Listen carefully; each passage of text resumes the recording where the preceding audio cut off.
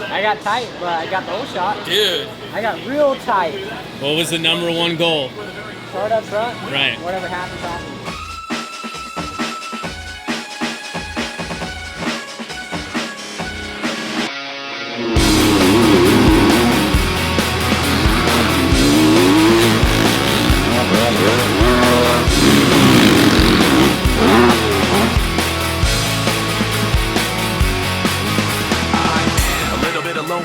A little bit of disregard, handful of complaints, but I can't help the fact that everyone can see these scars. What I want you to want, what I want you to feel, but it's like no engaged in a battle, that gives it another opportunity. But pressure is a privilege, is what he told me after that. He heard that, told me that after that meeting. I thought that was pretty relative to what we're talking about. And you guys got to really take that note. And that starts on training days, even when you get. You know, I'm trying to jockey you into a position to create distraction, trying to create the pressure to make sure you can handle it appropriately and still do your job. But when we go racing, that's a great way to program your mind every single day from now on. Pressure is a privilege. It's a privilege to be in that position, to feel that pressure, because one day you dreamed of being in that position. Well, here it is. Now you got to accept it.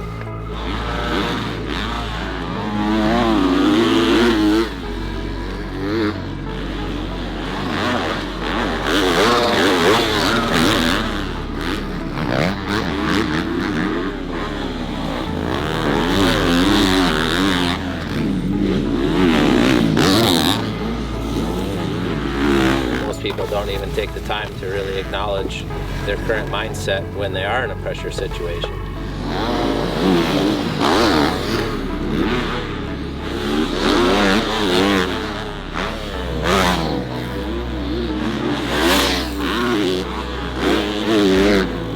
But if you really do break it down to the bare bones and you say it's a privilege to have that pressure, it sure is, because you probably dreamed about it, you asked for it, now here it is.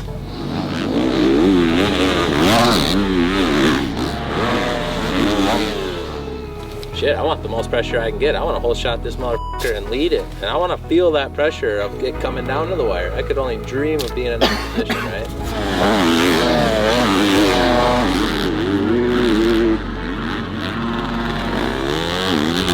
Pressure is a privilege. I want pressure, Jim.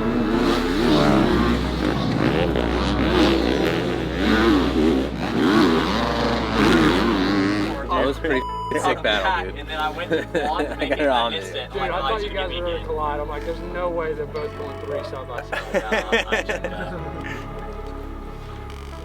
I thought he was gonna let me have it in that left, but he just kept holding on to it. I'm like, all right, well, I'll rough you a little bit then.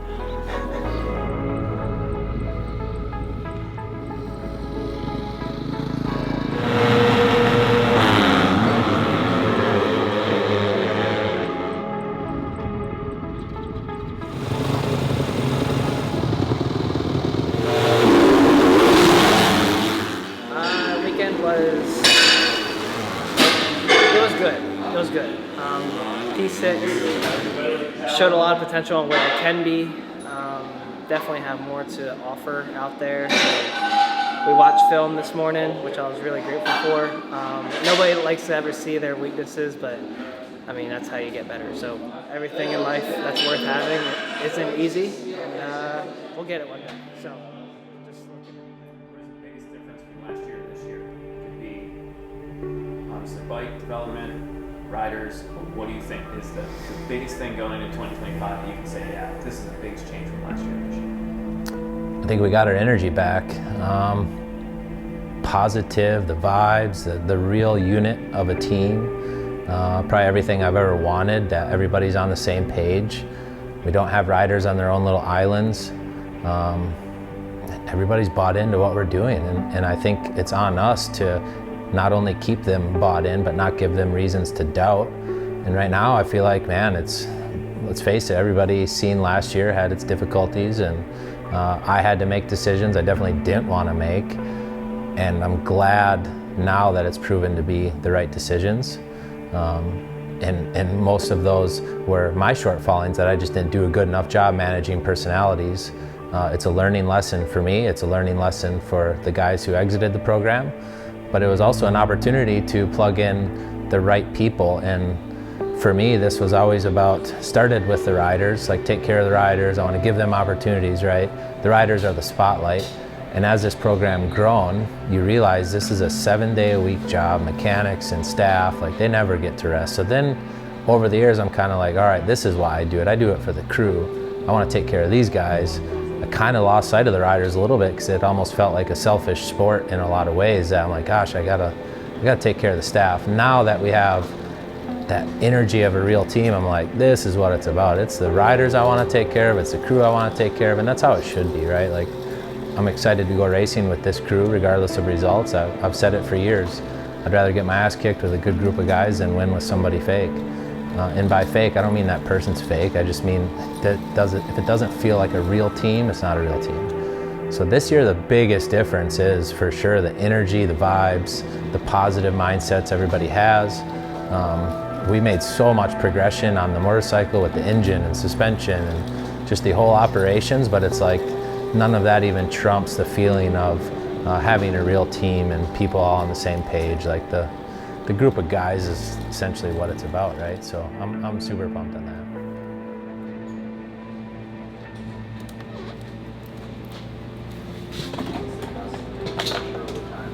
First and foremost, we need this one highlighted.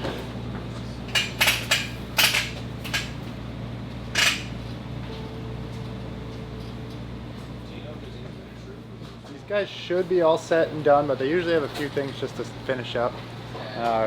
Get the bikes tidied up, have breakfast, hang out a little bit, go do track walk, and then the day starts. And once it starts, it's kind of go, go, go. But mornings are pretty chill. Kind of just hang out and let these guys tinker and make sure the pit cart's ready. Get the day started. What do you want? How was the track? He said, huh? Huh? Yeah, looks nice. Looks very California-ish. Another good weekend. Looks good. So you had a completely different upbringing in the sport than most dudes do. Yeah, complete opposite. Like I'm not kidding you. I was watching this in college on YouTube in between classes because I was bored. Is that weird? Like, is that like weird knowing that? No, not at all, man. Got a bunch of dudes watching me, huh? That sounds weird. that sounds really weird. Oh, I always hear that. But no, it's almost like I think of like last weekend of like him kind of like talking to you after the race, but like knowing that he was watching you racing when he was in college. I think it's cool because, I've known of Cody for, probably about 4 years or so. And then, like, I've actually known him for the past year and a half. And, I mean, Cody is, he's kind of like a big brother to me. Like, with racing and shit, like, definitely helps out. And, he's just a good teammate, I guess, good friend. So, he's good to me, and he helps me out any way he can. So, We all want to see Jet succeed, so. yeah. I had never had much guidance growing up, so if I can be that figure in his life, that's all I want. So. What you thinking? I swear I can be better. I have like 3 sections where I'm decent. And I got 3 sections where I need to be better, really. Or maybe he's doing it at the very end, just short tracking that.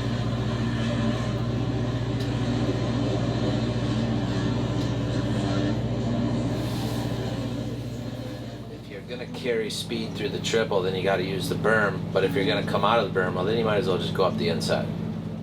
I think that middle is kind of like no man's land, unless you just can't do the triple out of the inside. Yeah. So either way, you're a little bit stagnant. You're not like scrubbing it. So if you go outside, you scrub it.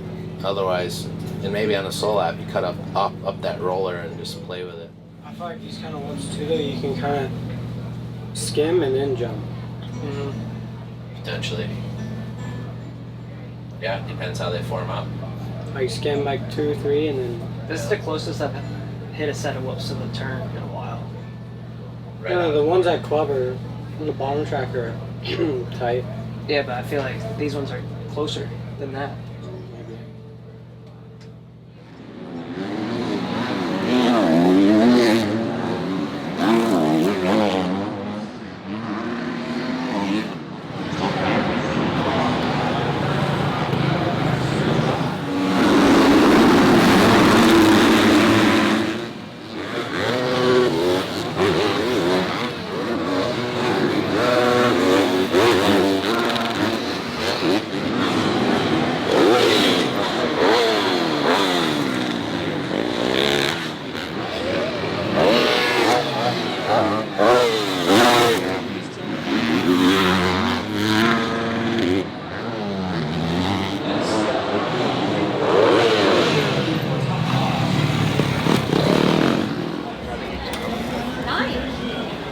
Overall.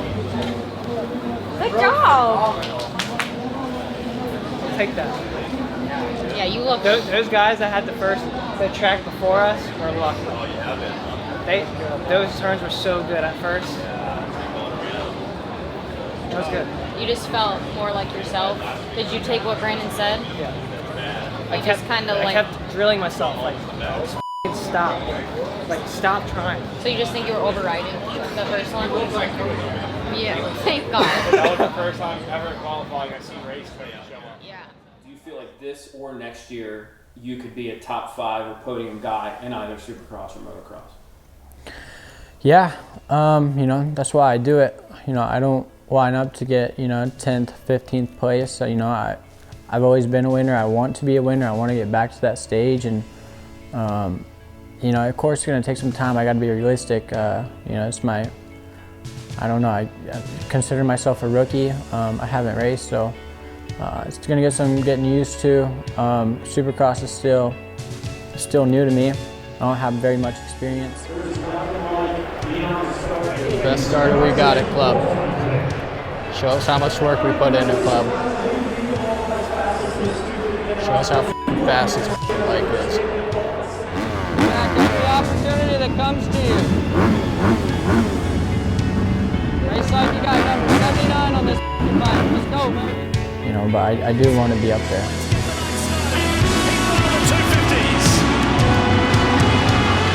Wow, look at that gutsy performance by Shimoda. He's P3, but he's losing some positions pretty quickly. And it looks like Jet Reynolds out in front. Oh, what a great start by Jet Reynolds. He's able to slip up the inside right there, take the lead away from the 19 of Jordan Smith.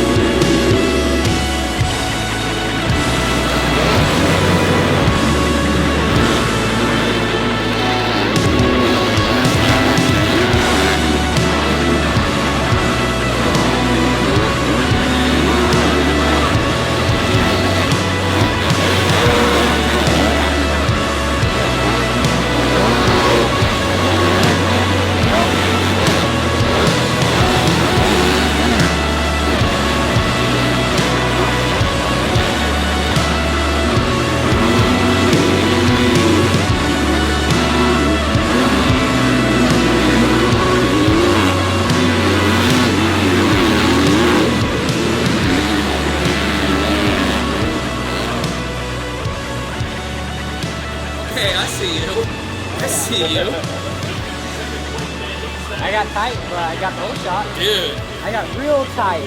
What was the #1 goal? Start up front. Right. Whatever happens. Oh shit, panic. Or you just need to chill and ride and get your marks and you'll get so much more ground. But dude, you're a master. Half the day has gone by. That was a big turn for coming in today, more or less feeling like shit. I'm down for sure. And hole shotting and maintaining a P5 in a heat race. I mean, from first practice, you know, I thought it was going to be Schedule sand. a doozy of a day, for sure. What was your biggest struggle last year, and how did that change going into this year? Biggest struggle last year was honestly being up front. I'll be honest. I never planned on racing Supercross, never really planned on being, you know, one of the guys. And now I think it's more so I've been having to learn to accept that I am one of those guys now. And when I'm up front, it's not a fluke, it's a real thing. So being up front and just communicating with the team on what I feel on the bike, because my whole life I've kind of always just like dealt with, you know, not having the best equipment, where now I am on the best equipment, and I can be picky. So if I do feel something, I need to say something. So yeah, running up front and being having a little bit more communication with the team is definitely two things that I learned from last year and I'm trying to be better with this year. So yeah, bike setup goes a long way. It brings a lot of comfort with myself and the team understanding what's happening when we're out there on the track, because you can look like you're comfortable, but if you come in and you say you're uncomfortable, it's like, okay, what do we need to go to work on? So yeah, those two things, but I feel like we're ready.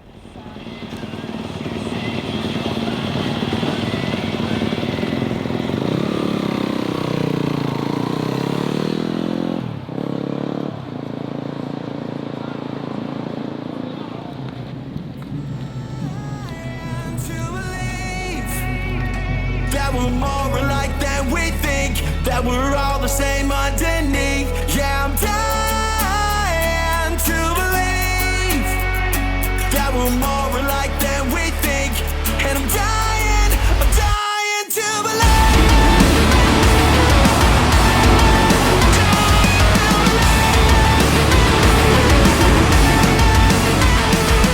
'Cause like everybody got everybody up in a chokehold, and ain't nobody wanna let go.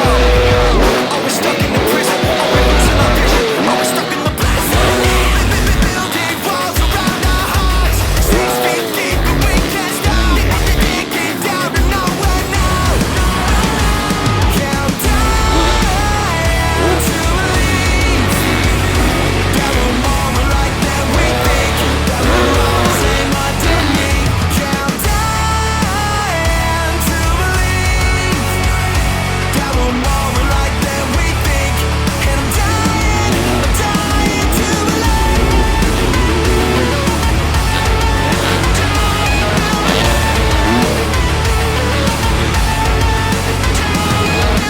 We ain't the problem, but the problem is inside. The enemy isn't online.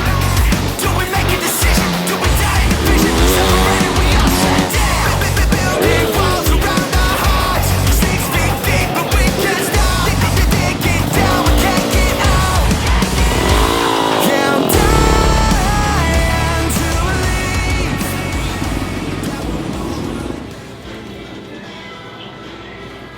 Yeah, I do okay, but I need to figure this shit out. I was trying so hard those last 4 laps to catch up to him. Honestly, I could see it. Like you started really. I was trying.